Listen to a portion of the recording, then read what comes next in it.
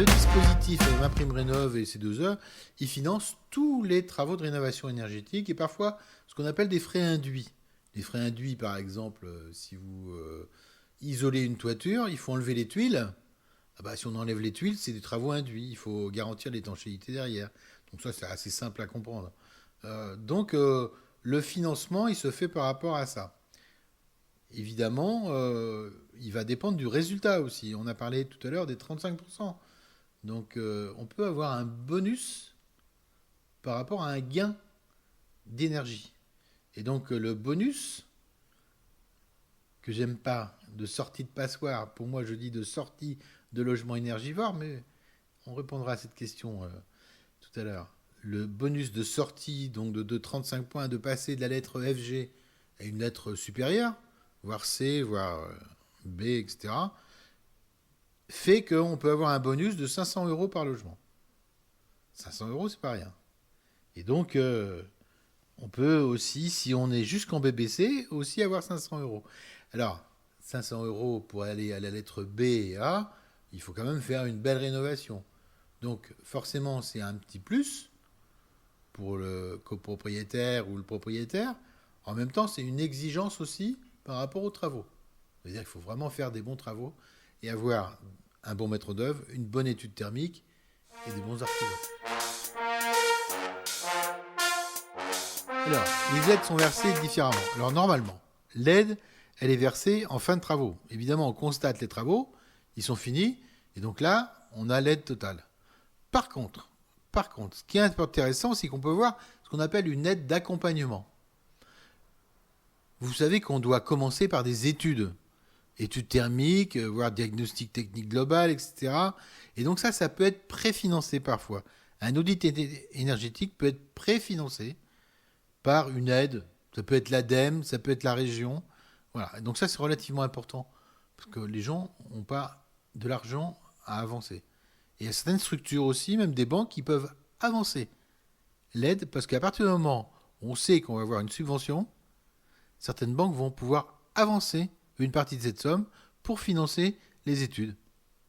Et donc, ce qui est important, c'est cette aide d'accompagnement, alors qui n'est pas formelle puisqu'elle est au cas par cas, bien évidemment, suivant la subvention, le montant de la prime rénov' qu'on va avoir ou le montant des C2E ou un autre montant d'aide.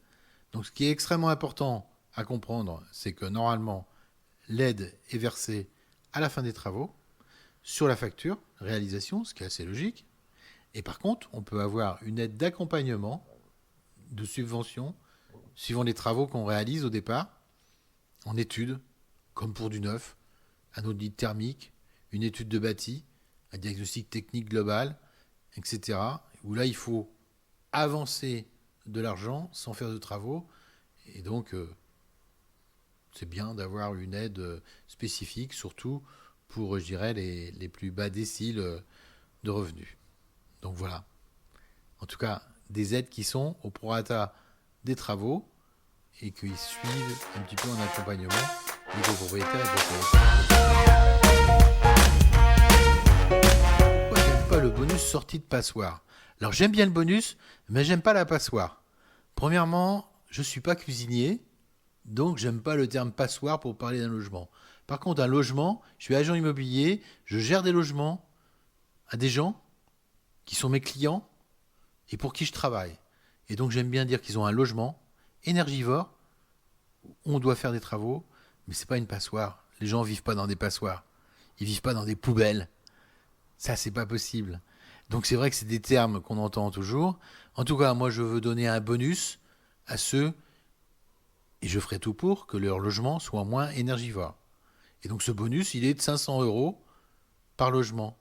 C'est extrêmement important, parce qu'il y a une législation qui va être un peu punitive, incitative, mais un petit peu punitive, en disant que les logements qui sont F et G, dès 2023 et 2024, on pourra plus augmenter les loyers, par exemple. Et en 2028, on pourra peut-être plus les louer ou plus les vendre.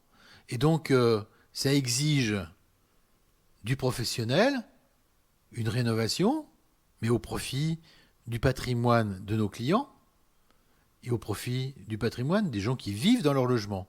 Et d'ailleurs, depuis qu'on a notre petit virus malheureux Covid, les gens vivent encore plus dans leur logement. Ils sont confinés dans leur logement.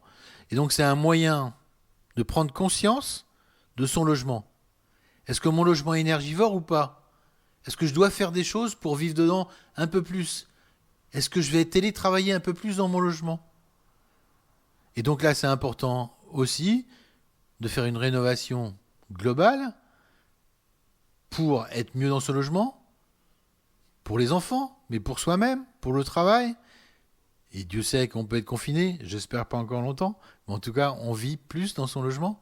Et donc là, on se rend compte qu'il faut faire plus de travaux et le valoriser, parce qu'un jour, ce logement, on va le vendre, on va en changer, on l'offrira à quelqu'un, enfin, on l'offrira avec un budget, mais la personne qui le prendra aussi, il faut aussi qu'elle soit heureuse dans son logement. Et donc, on a un devoir de rénovation au profit de ceux qui vivent dedans, et en plus, pour la planète, un petit mouvement citoyen pour éviter trop de gaz à effet de serre. Alors, ce qu'il faut dire, c'est qu'aujourd'hui, évidemment, il y a les logements existants, plus de 30 millions de logements, et puis il y a les logements neufs. Logements neufs, c'est autour de 300 000 logements par an, plus ou moins, mais bon, 300 000 logements, mais par contre qui sont sur les dernières réglementations thermiques, acoustiques et autres. Et donc la dernière réglementation thermique, c'est la RE, Réglementation énergétique 2020. Et là, elle est ce qu'on appelle en BPOS, c'est-à-dire que c'est des bâtiments énergie positive. C'est-à-dire qu'ils consomment moins, ils même produisent plus d'énergie qu'ils en consomment. Et donc ce qui est extrêmement important pour l'existant, c'est de ne pas être au niveau du neuf, parce que ça, on n'y arrive pas. En tout cas, c'est de tendre vers le neuf pour être le plus possible vers une énergie positive. Donc au moins ce qu'on appelle en BBC, bâtiment basse consommation. BPOS, il faut vraiment faire beaucoup de choses dans un bâtiment existant pour arriver à du BPOS. Déjà en neuf, ça crée quand même pas mal de critères au niveau industriel, au niveau des produits, de la mise en place et la mise en œuvre des produits. Et donc, c'est vrai que pour l'existant, on ne peut pas casser les murs, tout casser, parce que là, il vaut mieux refaire du neuf à ce moment-là. En tout cas, c'est extrêmement important d'aller vers des bâtiments basse consommation.